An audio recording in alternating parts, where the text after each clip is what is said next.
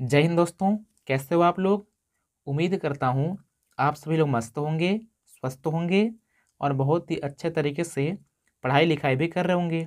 बच्चों, आज की इस वीडियो में हम लोग सीखेंगे गुणनखंड करना। ये गुणनखंड आपको क्लास 8 में देखने को मिलेगा। अगर आप क्लास 8 के बच्चे होंगे तो आपके लिए बहुत ज़रूरी है। और क्लास 8 से ऊपर सारे ही क्लास में आपको गुणनखंड की आवश्यकता पड़ेगी ही पड़ेगी। अगर आपको नहीं आती है तो आप ऊपर वाले क्लास में मैथ लेने की मत सोचना।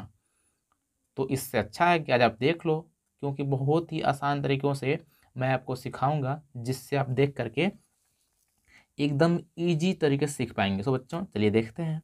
यहाँ देखिए, एक्स स्क्वायर प्लस का 7x प्लस का 10 है।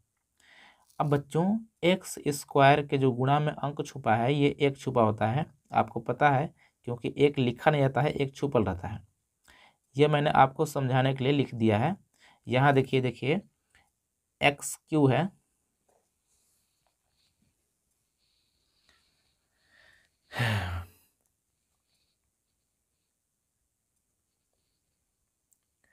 जय हिंद बच्चों। कैसे हैं आप लोग। उम्मीद करता हूँ आप लोग मस्त होंगे, स्वस्थ होंगे और बहुत ही अच्छे तरीके से पढ़ाई भी कर रहे होंगे। बच्चों, आज की इस वीडियो में हम लोग सीखेंगे गुणनखंड। आपको गुणनखंड क्लास 8 में ही देखने को मिलेगा और क्लास 8 से आगे सभी क्लास में है। अगर आप इसको नहीं जानोगे तो आगे क्लास में कुछ भी नहीं जानोगे। तो कहने का मतलब है, कभी आप देख लो, आपको अच्छे तरीके से मैं समझा दूंगा और आप आज के बाद कभी भी गुणनखंड को गलत नहीं करेंगे, ये मेरी गारंटी है। सो बच्चों, चलिए देखते हैं। जैसे यहाँ देखिए, एक एक्स स्क्वायर है प्लस 7x प्लस का 10 है। एक लिखा नहीं जाता है, यहाँ पे आपको केवल x square plus 7x plus का 10 देखने को मिलता, लेकिन मैं यहाँ पे एक लिख दिया हूँ आप लोग को समझाने के लिए। जैसे मान लीजिए, यहाँ 3x स्क्वायर है, यहाँ 2x स्क्वायर है, यहाँ पे 3x स्क्वायर है। तो इसी प्रकार से यहाँ पे एक एक्स स्क्वायर मैंने लिख दिया है, हालांकि लिखा नहीं जाता है। अब बच्चों, करना क्या है ये देखिए। पहले एक का गुणा कराइए आप 10 में। किस में कराएंगे 10 में। जब एक का गुणा कराएंगे 10 में तो कितना हो जाएगा, 10 से कम 10, यानी कि 10 ही होगा। अब बच्चों, यहाँ पे चिन्ह क्या है, यहाँ पे चिन्ह है प्लस का, और प्लस का मतलब होता है जोड़। इतना आपको पता होगा। अब आप ये समझिए कि जो गुणा करने पर 10 आया था, इस 10 का 2 ठो खंड ऐसा करें कि अगर उन दोनों संख्याओं का गुणा करें तो 10 आए, लेकिन जोड़ेंगे तो बीच वाला जो 7 है ये आना चाहिए। तो आपको पता है कि 5 दूना 10 होता है, और अगर इन 5 और 2 गुणा कर देंगे 10 आ जाएगा, और जोड़ देंगे तो 5 और 2 7 हो जाता है। तो देखिए, दोनों ही बातें क्लियर रूप से सेट हो रहा है इस पर। यानी कि मैंने क्या बोला था कि आपको एक का गुणा करना है 10 में तो 10 हो जाएगा। अब 10 का 2 संख्या सोचना है ऐसा कि गुणा कराएंगे 10 आना चाहिए, और जोड़ेंगे तो बीच वाला 7 आना चाहिए। अब देखिए, जोड़ने के लिए मैं इसलिए कर रहा हूँ क्योंकि जो अचर पद रहेगा अंतिम में, उसके सामने देखते हैं चिन्ह। अगर इस सामने प्लस है तो ये समझना कि जोड़ने पर आना चाहिए बीच वाला। अगर इस जगह माइनस होता तो घटाने पर आना चाहिए था बीच वाला। तो यहाँ देखिए प्लस है तो ये सीख लीजिए प्लस वाला। अभी आगे मैं आपको घटाने वाला भी सिखाऊंगा। तो कितना हो जाएगा, 5 और 2। जब 5 और 2 जोड़ेंगे तो 7 हो जाता है। तो जो 5 और 2 आया, इसी को लिखेंगे बीच में। कहने का मतलब कि एक्स स्क्वायर, 7 के जगह लिखना है आपको 5x और 2x, क्योंकि 5x और 2x 7x ही होता है। फ़र्क तो नहीं पड़ रहा है, लेकिन आपको सिस्टम से ही लिखना है। यहाँ आपको ऐसा नहीं करना है कि 4 और 3 लिख देंगे, 4 और 3 7 हो जाएगा। तो ऐसा नहीं करना है। क्यों? क्योंकि 4 और 3 जब गुणा कराएंगे तो 4 3 12 हो जाएगा, न कि 10। तो इस तरीके से आपको सोचना है कि आपको अनठेकानी कुछ भी नहीं लिखना है। आपको देखना है गुणा करने पे आ रहा है कि नहीं आ रहा है, जोड़ने पे आ रहा है कि नहीं आ रहा है। तो जो होता है उसी को लिखना होता है।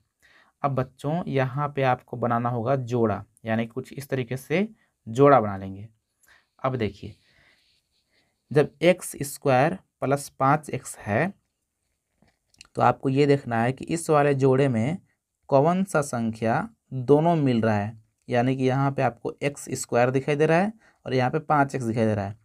तो दोनों में क्या आपको दिखाई दे रहा है? तो देखिए दोनों में आपको x दिखाई दे रहा है, इसमें भी x है, इसमें भी x है। तो एक ठो x को निकाल लेंगे बाहरी।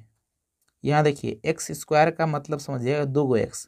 जब 2x में से 1x निकल जाएगा तो एक ठो बच जाएगा। और यहाँ देखिए 5x है, यानी कि एक ही x है, इसमें दिख ही रहा है। और जब एक ही को निकाल ही लिए हैं तो केवल 5 बचेगा। यानी कि जो x निकला है ये दोनों में से निकल गया है कदगो। तो यहाँ देखिए 2 ठो था तो एक ठो बच गया। और यहाँ देखिए एक ही x है तो केवल 5 बचेगा। अब यहाँ देखिए इस वाले जोड़े में क्या मिल रहा है, ध्यान दीजिए, आपको सोचना होगा कि आप कहेंगे कि सर इसमें कुछ नहीं मिल रहा है। यहाँ देखिए x है, इसमें x नहीं है। यहाँ देखिए 2 है, इसमें 2 भी नहीं है। लेकिन बच्चों इसमें 2 है, क्यों?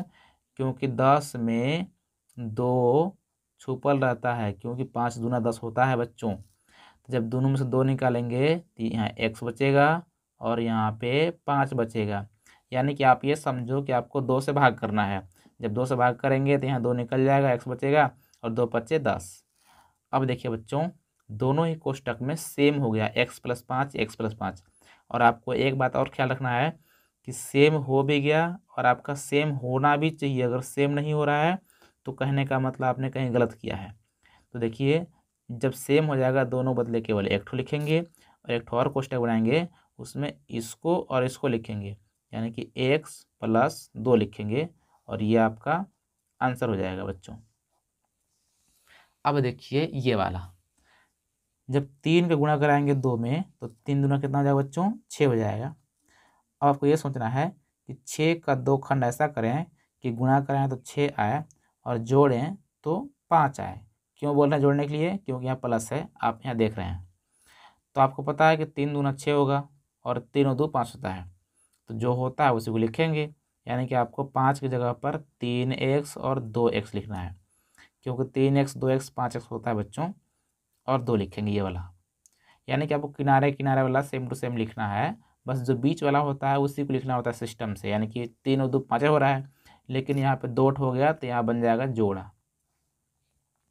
अब देखिए आपको दोनों में 3 दिखाई दे रहा है, 3 दिखाई दे रहा है, 3 निकाल लेंगे।